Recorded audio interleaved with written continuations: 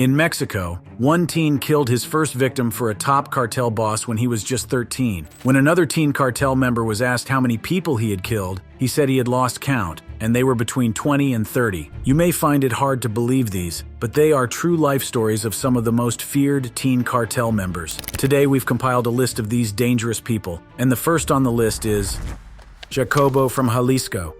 Jacobo is a young guy from Jalisco, Mexico. He had a rough childhood, and once his mom even burned his hands over a flame because he'd shoved a kid at school. By the time Jacobo hit 12, he was recruited to carry out his first murder for the cartel. According to him, one day, a neighbor came up to him and asked if he wanted to make some money. Jacobo's family was struggling, so that was an easy yes. Before he knew it, he became a sort of hired killer at 12 years old, and for that he got about $1,500. The money didn't last long though. Jacobo soon found himself hooked on illegal substances, probably just to numb everything he was doing. By his mid-teens, Jacobo was carrying out torture sessions, extracting information from rivals and doing things you'd think were scenes from a crime show. He was slicing up enemies and decapitating their bodies. Eventually, the cartel had him take out someone right in front of a crowd. That last job put the police on his tail, so he went underground trying to hide. But then, out of nowhere, the cartel got in touch again. They said they wanted to move him to a safer spot. Turns out, it was a setup. When Jacobo showed up at the meeting place, they were waiting for him. He got shot in the head, the back, and his abdomen, but somehow, he survived. Today, he's locked up, serving a 4-year sentence as a juvenile for murder. But Jacobo is not the only teen in his shoes. Edgar Lugo was just as young when his career as a hitman started. Edgar Lugo, El Ponchis. Edgar Jimenez Lugo, better known as El Ponchis, or the Cloak, was just 14 when he was already in deep with the South Pacific Cartel. In the cartel, he was taking on hitman duties like he was a seasoned pro. He admitted to torturing, beheading 4 people, and kidnapping 3 others. And he was just a kid. When he was arrested, Mexican authorities put him on TV, answering questions for reporters. There he was, with his hands stuffed in the pockets of his cargo pants, just standing there Rosalio in front Reda. of cameras and a line Rosalio of masked Reda was a soldiers. hitman, And by while the the time soldiers' he was faces 13. were hidden, His Jacobo face from was out there Jalisco. for everyone to see. Jacobo Then the is a kid young starts guy from answering Jalisco, questions Mexico. about what he did. He had a said rough cut childhood, their throats, and once it was his clear mom he even knew what burned he his was hands saying. over a However, flame when because asked he'd whether he shoved a kid at understood what he'd school. done, he claimed he didn't really know what was going on because he'd been under the influence of drugs. He told the reporters a cartel leader threatened him, telling him that he'd either work for them or end up dead. Unlike Edgar, who has been released from prison, the next teen cartel member is still serving time. Rosalio Reda.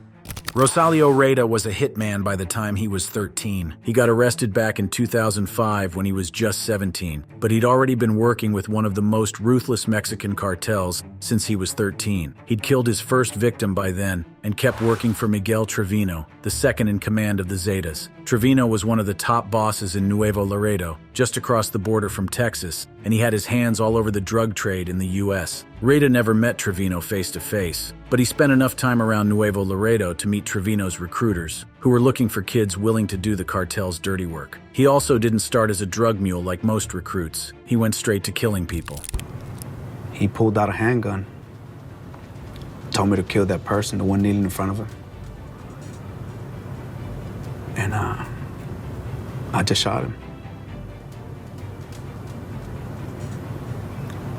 And he said he was putting me on his payroll. He said, don't worry about it. Go back to school, to wherever you're doing, and I'm gonna call you when I need you. Court records even showed that he was just a 13-year-old carrying out murders. By the time he was fully into it, he was making between $5,000 and $50,000 a hit, plus bonuses like pure cocaine, or a steady $500 per week just to stay on call. It's crazy to think that a kid who should have been playing video games was getting paid more than most adults to do things they wouldn't even dream of. Rita was not alone in this dark career choice. He was part of a secret hit squad of American teens recruited by the cartel. Speaking of killer teens recruited by cartels, this next teen doesn't even know how many hits he has done for the cartel he works for. Gabriel Cardona was recruited by the Zetas drug cartel when he was just 15. When asked how many people he'd killed, Gabriel shrugged, saying he'd lost track. Somewhere between 20 and 30, he guessed casually. How many people did you kill? I have no idea. No idea. You lost track? I guess so. It's so out in the world, man. And when you're in Mexico, I mean, could you guess? Are we talking like 10, 20, 30, 50? Between 20 and 30. Gabriel and Retta both claim they worked under the ruthless command of Miguel Angel Trevino, known for ruling his cartel with an iron grip. Trevino was the type of boss who wouldn't ask you to do something he wouldn't do himself, a big reason why people followed him. Retta says he was just 13 when he was lured to a ranch across the border in Mexico, and he went from being a sixth grader to a killer in no time. I've known this man, and he's not going to tell you to do something that he won't do himself. And that's why a lot of people follow him. Retta recalls one horrifying moment vividly. He was brought to that ranch and handed a gun, with Trevino telling him to kill a man right in front of him. What else could he do? He pulled the trigger. He was only 13, but after that, his childhood was pretty much over. Gabriel's lifestyle was wild. Dropping out of school in 9th grade, Gabriel found himself living large, with more money than he could count, a Mercedes, and his own house. Life felt untouchable, like nothing could bring him down. And even though he didn't enjoy the killing, he enjoyed the money. Gabriel and Retta would sit by the phone waiting for their next order. The cartel would give them a name, and they'd go hunting. Sometimes they'd get paid $5,000 or even $10,000 per kill, with bonuses if the target was high profile. Once they even shot a man while his wife and child sat helplessly in the car with him. At one point, these two felt like kings of their little world, as if nothing could touch them, but it didn't last. Police eventually tracked them down. Gabriel was arrested in a raid, and Retta, exhausted from the constant fear of getting killed, turned himself into U.S. authorities. He says he just couldn't take it anymore. It was too real, too dangerous, and he finally reached his breaking point. The next teen cartel member followed the steps of his father and died before he could have his own son. Cesar Raul Meza Torres.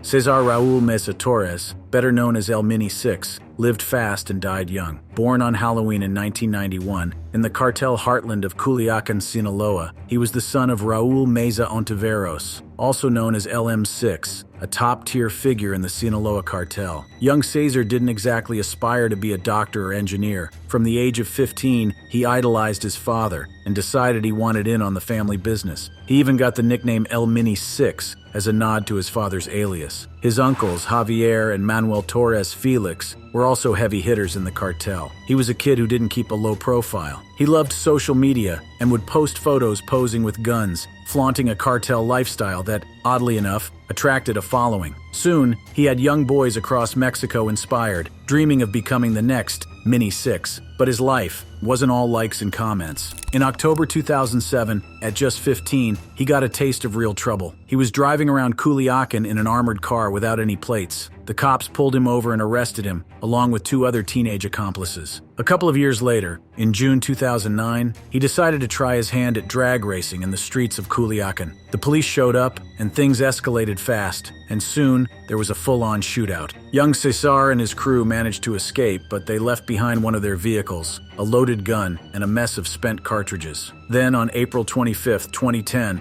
at just 18, young Cesar met his end during what started as a routine police stop in Zapopan, Jalisco. Instead of cooperating, he and his friend, Fidel Rojas Felix, flashed their guns like they were in a showdown. They even fired shots into the air to show they meant business. When the officers told them to surrender, they weren't having it. Young Cesar ended up killing Officer Jaime Vicente Morales Dominguez with a shot to the head, but Officer Jose Luis Monroy managed to return fire and fatally wound him. Just like young Cesar, the next cartel boss was also born by a cartel boss.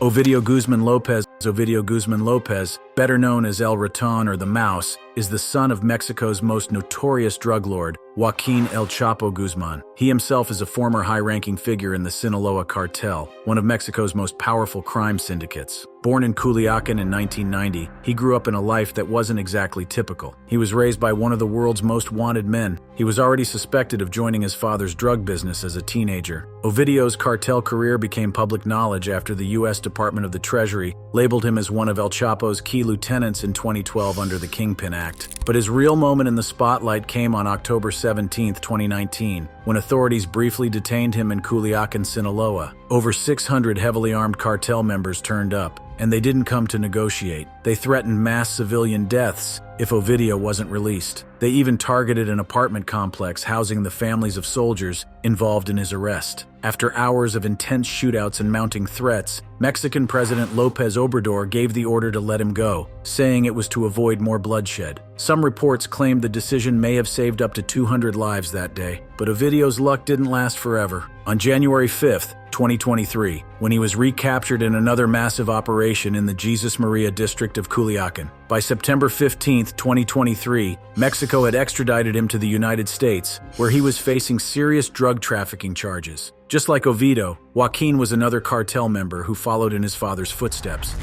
Joaquin Guzman Lopez. Joaquin Guzman Lopez, more commonly known as El Güero Moreno, isn't just any member of the Sinaloa cartel. He's a key player and the son of the infamous El Chapo. Though Guzman Lopez isn't as publicly notorious as his father, El Chapo, he's still deeply involved in the operations of the Sinaloa cartel. Guzman and his siblings, Ovidio, Ivan Archivaldo, and Jesus Alfredo, have all joined the cartel, running the show as the Los Chapitos and keeping the family business alive. Shortly after his brother, Ovidio, was arrested, Guzman was also arrested in El Paso, Texas. At his October 21st hearing in 2024, things got a bit more complicated. He pleaded not guilty to drug trafficking charges brought against him during his first court appearance, but several reports have been suggesting that he and his brother have been negotiating some plea deals with the U.S. government. For now, it remains to see how these feared cartel members will live the rest of their lives. Next on today's list is Ivan, another top-ranking member of the Sinaloa cartel, who followed the same dark path as his brothers, Ivan Guzman Salazar. Ivan Guzman Salazar, or as some people call him, El Chapito, is one of the sons of the infamous Joaquin El Chapo Guzman, the former head of the Sinaloa cartel. Ivan was born in Zapopan, Jalisco, sometime between 1980 and 1983. Let's just say he's in his early 40s, but has been entrenched in the narco world since he was a teenager. In 2005, Ivan was arrested by the Zapopan Municipal Police. He landed in Mexico's infamous La Palma prison, waiting to stand trial on money laundering charges. But his stay wasn't long. He managed to get out in 2008 after successfully appealing his conviction. In the U.S., the government has been keeping close tabs on Ivan. They officially labeled him a kingpin under the Foreign Narcotics Kingpin Designation Act back in 2012. He was slapped with a grand jury indictment in California in 2013, then again in April 2023, this time in Illinois, for his role in trafficking all sorts of drugs from cocaine to fentanyl. It's also alleged he's linked to violent acts in the United States, including at least one murder. And to sweeten the deal, the U.S. Department of State has a $10 million reward for any info that leads to his arrest or conviction. The next cartel member is a brother of Ivan and is still involved in the cartel's activities today. Alfredo Guzman Salazar.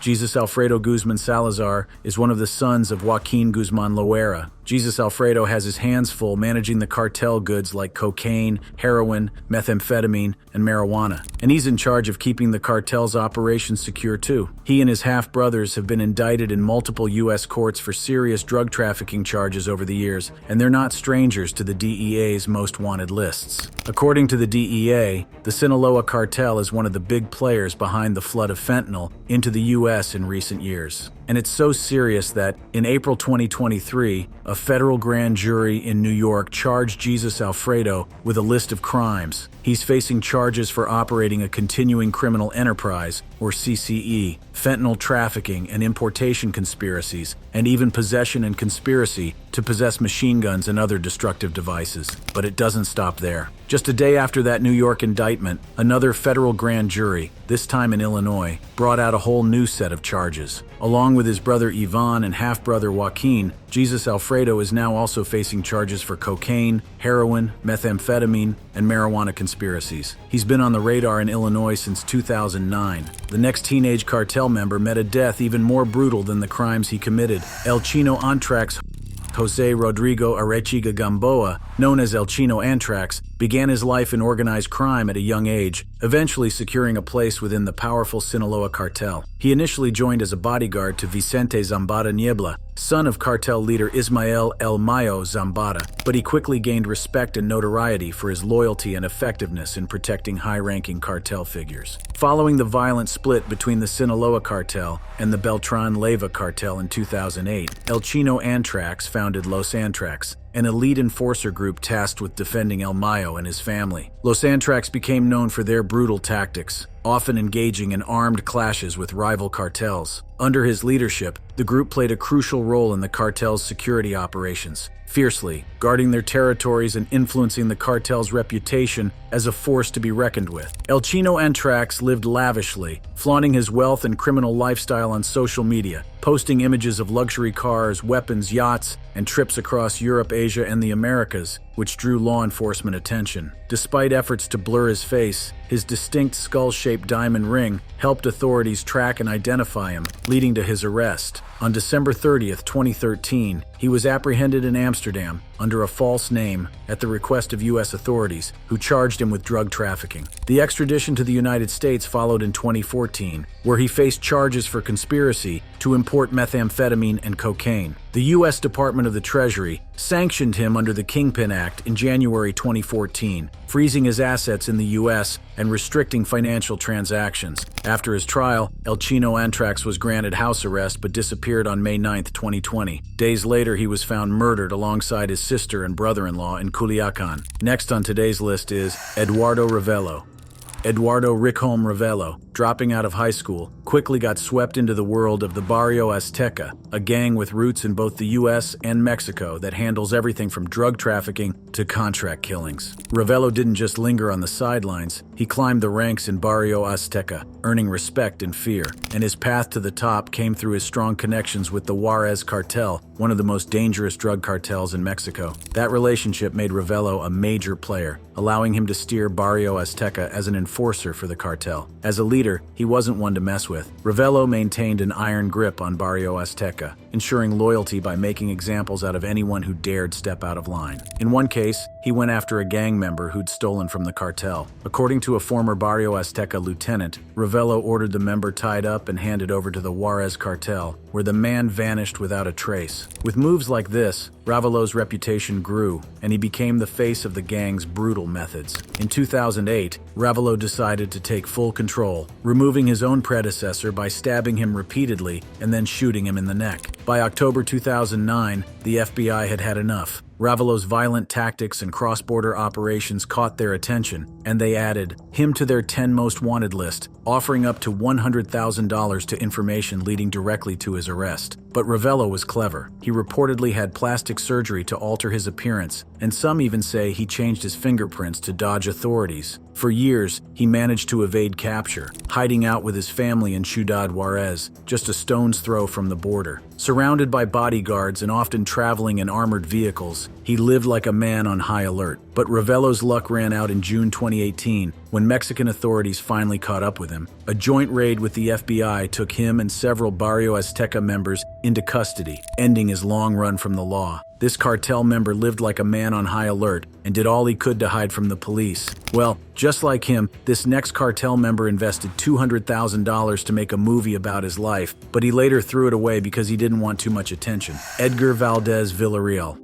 Edgar Valdez Villarreal, better known as La Barbie, was once a major figure in the Mexican drug world, an unexpected role for a guy originally from Laredo, Texas. His nickname La Barbie came from his American roots and appearance. With fair skin and light eyes, he looked more like a model than a cartel leader. But don't let that fool you. He was anything but harmless. La Barbie was a high-ranking member of the Beltran Leyva cartel, a group infamous for its violent tactics, and he held his own as one of its top lieutenants. After high school, Edgar didn't take the usual path. Instead, he crossed into the world of cartels, eventually working alongside his nephew, Fernando Valdez. Before long, he was a key figure in an enforcement squad called Los Negros. Los Negros specialized in enforcing cartel orders, which often meant violent confrontations and attacks. When Arturo Beltran Leyva, the cartel's boss, was killed in 2009, Edgar found himself in the middle of a deadly power struggle. Los Negros and Los Zetas, another notorious group, were fighting for control of territory, leaving a trail of violence and over 150 deaths in their wake. These guys weren't pulling punches either. We're talking videotaped torture sessions and public displays of decapitated bodies, all to intimidate rivals and send a message. But Edgar's violent methods eventually caught up with him. By 2010, Mexican federal police were hot on his trail, tracking him across multiple states. They raided homes. He rented finding grenades, automatic weapons, and police uniforms. He managed to slip away a few times, but on August 30th, 2010, They finally captured him